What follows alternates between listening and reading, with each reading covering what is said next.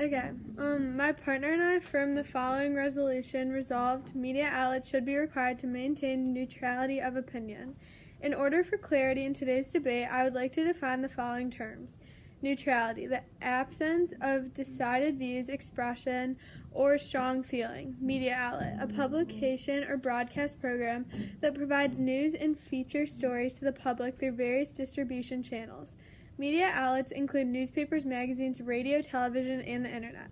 Today's debate should be weighed on the following framework. If the pro can prove that the benefits of neutral media outlets outweigh the cons, then we should win today's debate. Contention 1, fake news. Media outlets should be required to maintain neutrality of opinion in order to not feed into biases. When information is presented with some sort of bias, it can distort the actual facts available to the reader, making the information inaccurate or simply not telling the whole story.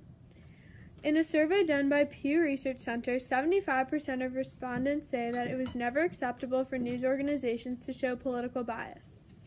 Only 56% of U.S. citizens surveyed believe that the U.S. does a good job accurately reporting current events in news.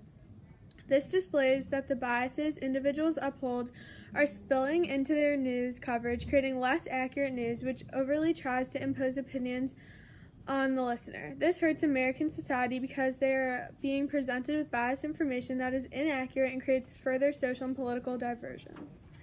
With unbiased news sources, it can be hard to know what outlets to trust and whether the facts they present are true or biased. This makes people believe untrue, distorted information, which is unjust and misinforming. Justin Butcher, an associate professor of political science at Case Western Reserve University, writes, "If a media outlet says that Trump lies more than Clinton, does that mean he is more dishonest or that the media outlet is a liberal one? This rational interference given the media landscape is actually the latter of making it self-defeating for the nonpartisan press to attempt to call out Trump's lies.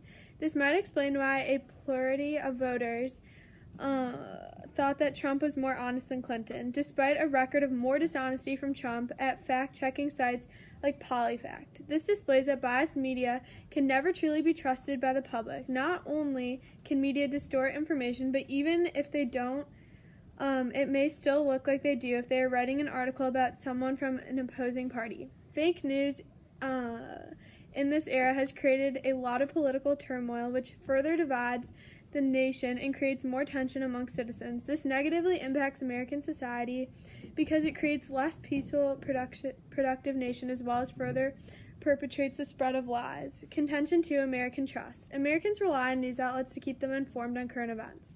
If they are unable to trust the news to tell them accurate, unbiased information, they will be uninformed on what is happening in the world. According to 2016 Forbes poll, 2/3 of Americans don't trust or have confidence in the mass media. In a 2017 study conducted by the Media Insight Project found that only 17% of Americans consider news media very accurate.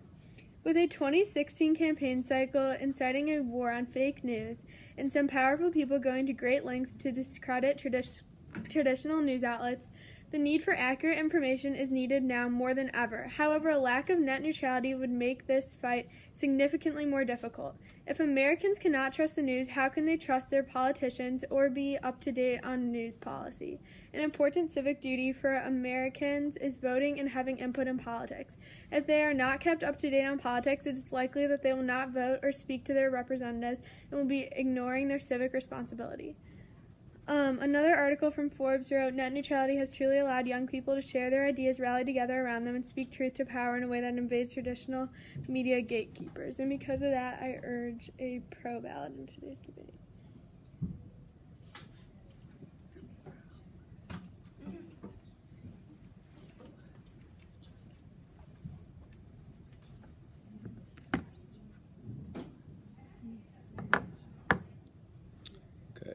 My partner and I negate the following resolution. Resolved, media outlets should be required to maintain neutrality of opinion.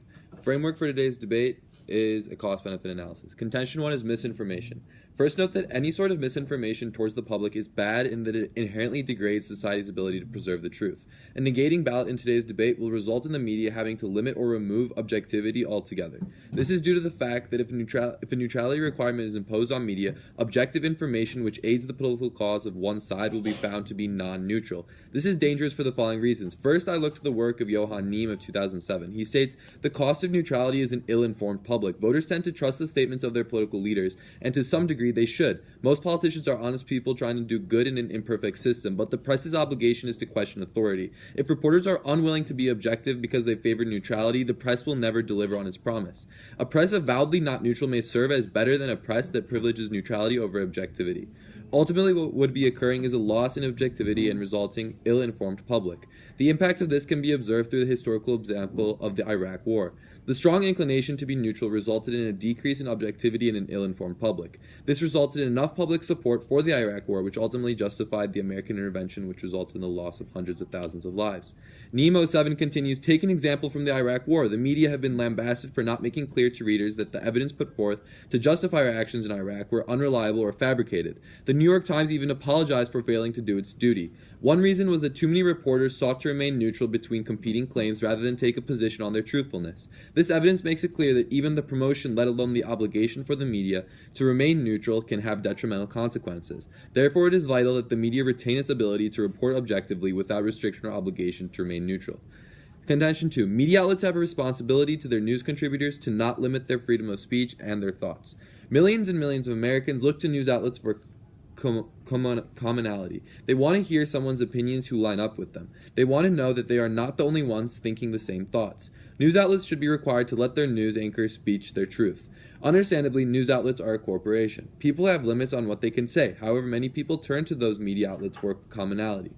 According to the Seattle Times, objectivity is not neutrality. Neutrality means that a reporter has no position on the issue in question. It seeks to correct for the supposed and real prejudices and politics of authors. Objectively, in contrast, means that a reporter has sifted through evidence and has reached verifiable and reasonable conclusions. Objectivity also corrects for the prejudices and politics of authors, not by forcing authors to remain neutral between positions, but rather by asking authors to present the data and analysis that led them to a position. Objective reporters, if they do their job well, cannot remain neutral. Media outlets have an obligation to their viewers to express their opinions prominently and without fear. If we don't allow our news outlets to speak their truth, then it leads to falsehoods in media, such as what citizens take as the truth.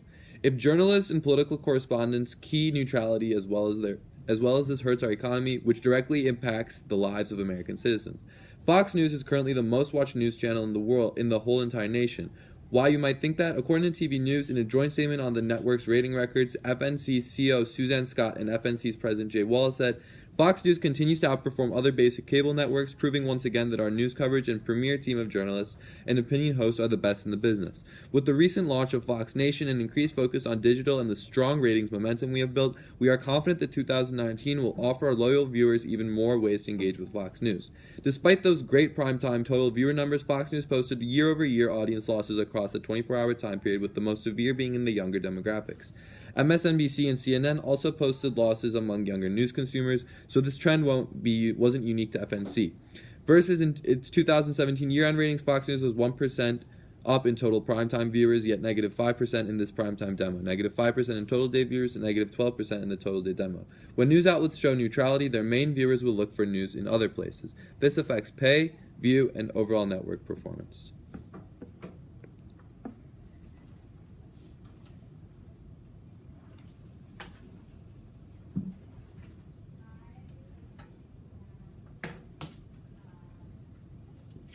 Do we go up there for crowds?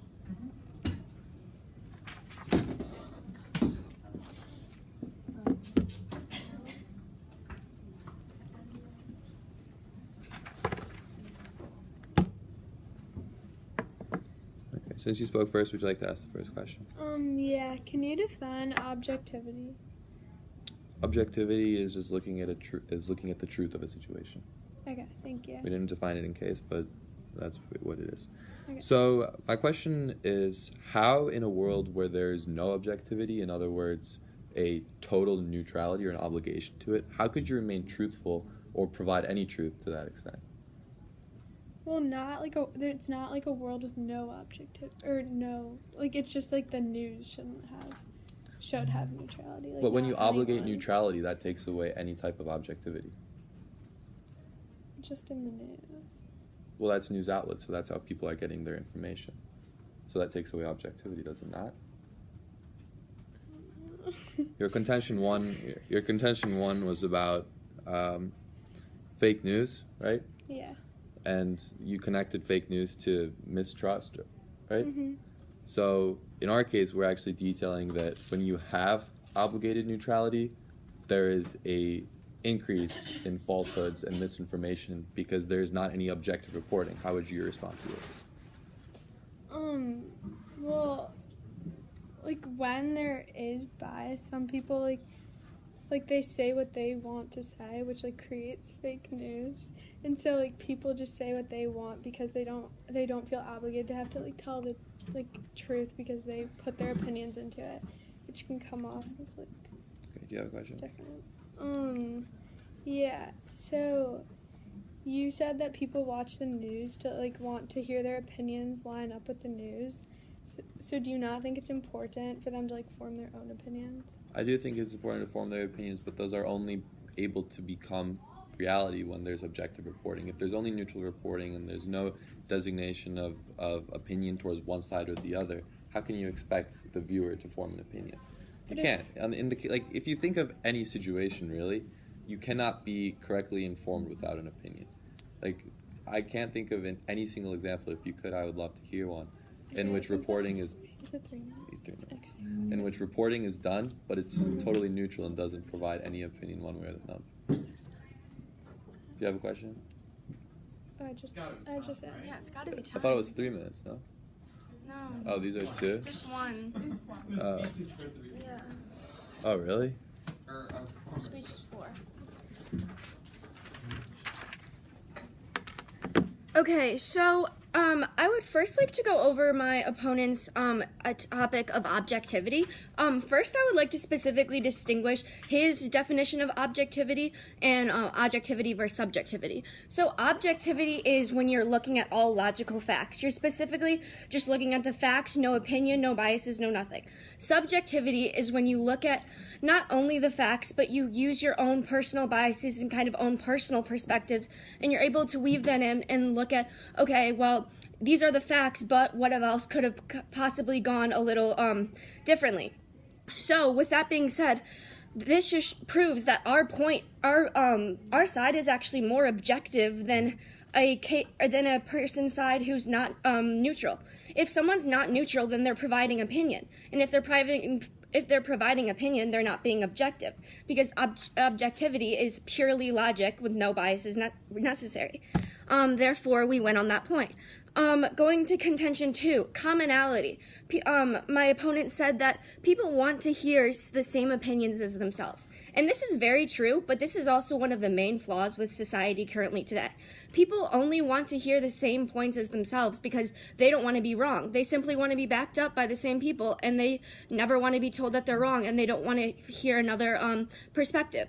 Therefore, it actually would benefit us to have neutral news. Therefore, we would be able to not revert back to our own sides, and we're actually getting an objective taste of the news. Going back to our own contentions, unbiased news sources,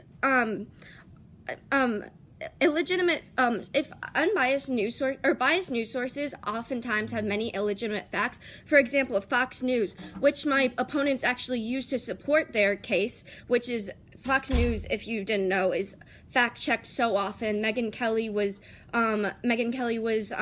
fired because she was saying racist comments about blackface. That is just a whole nother thing.